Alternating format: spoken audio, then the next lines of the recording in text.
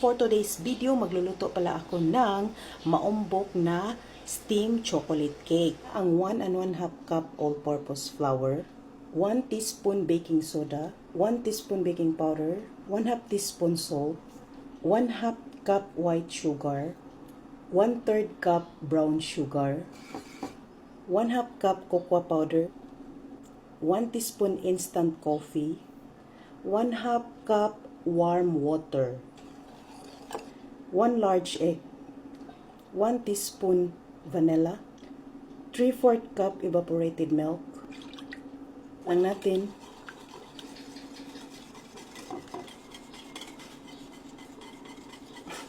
One-third cup oil. Ilay natin. Pinahiran ko na siya ng mantika. At lagyan natin siya ng dahon ng saging. Lagay na natin siya sa steamer. Tingnan na natin. Ayan. So, kapag wala nang dumikit sa stick, automatic luto na po ito.